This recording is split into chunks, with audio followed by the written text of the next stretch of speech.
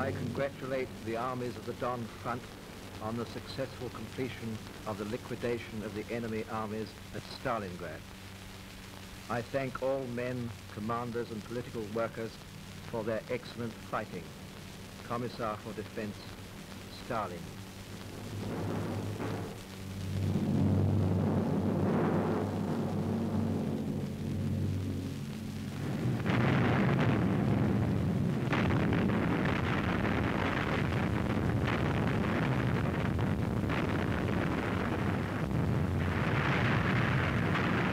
Stalingrad belongs now to history, but before the final pages turn to end a glowing chapter of valor and sacrifice, these pictures show us glimpses of the last few hours of the siege, and its ending in the overthrow and capitulation of an avowedly invincible German army.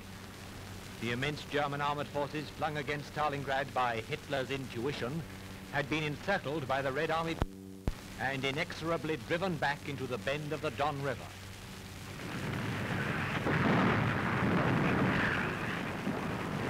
Stalingrad had become the center of a vast graveyard for hundreds of thousands of Axis soldiers.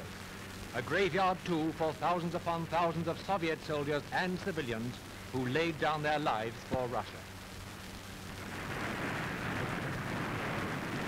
At a Russian headquarters on the outskirts of Stalingrad, the CO is greeted by Marshal Voronov and General Rokossovski, the officer commanding the Don front. Closing in on those sections of the town still in German hands, the Russian artillery opens up on them at point-blank range.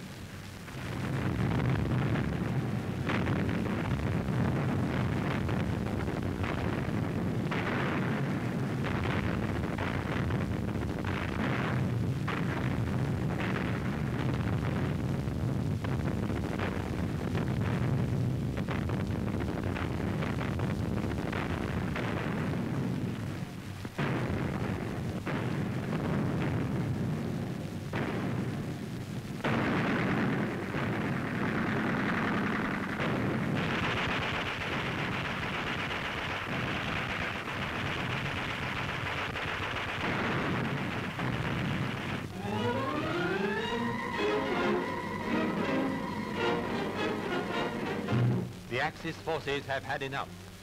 Enemy detachments begin to surrender, one by one at first, in increasing numbers, as the word goes round that the German commander has capitulated.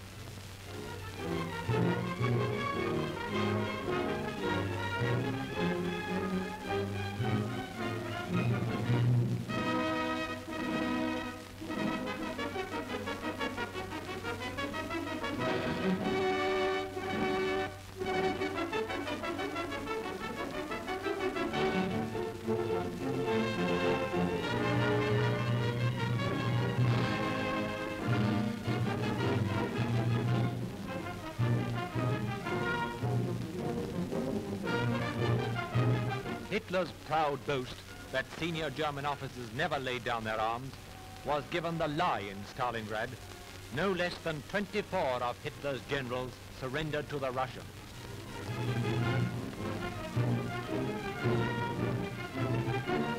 Lieutenant General Zana, commander of the 100th Division, a man whose memory will long be abominated in France and Belgium.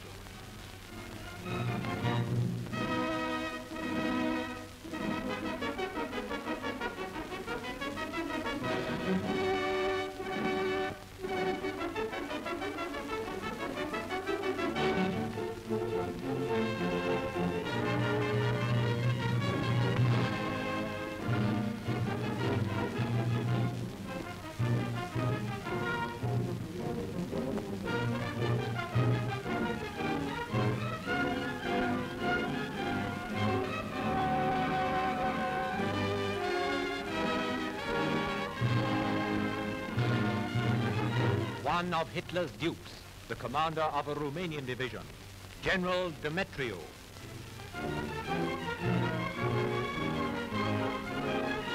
These are men who were sacrificed uselessly to save their Führer's self-esteem. Hitler had sworn, Stalingrad shall be taken at any cost, and they were left to fight on, waiting despairingly for the order to withdraw, the order that never came.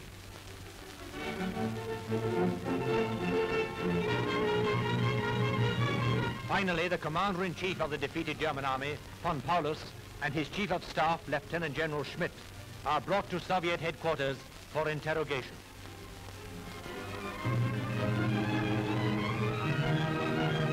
This is the man, von Paulus, who only a few weeks before had been created a field marshal by Hitler's special instructions.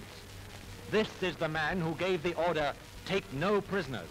All Red Army men are to be killed." This is the same General Paulus who in the last days of the battle issued another order. Germans must not surrender, otherwise their families in Germany will be shot.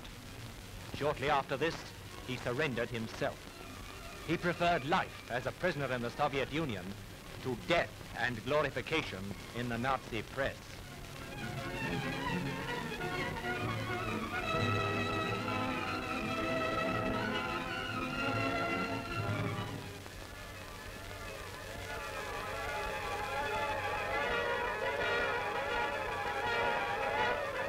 "22 divisions of the German army were taken prisoners.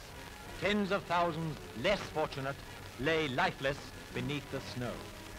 Huge quantities of tanks, guns, vehicles, and every conceivable kind of military equipment had fallen into Soviet hands.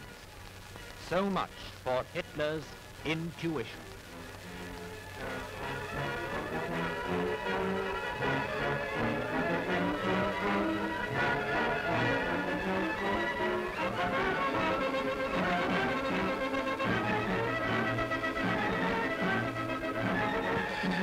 And so, at the beginning of February 1943, freedom came to the city.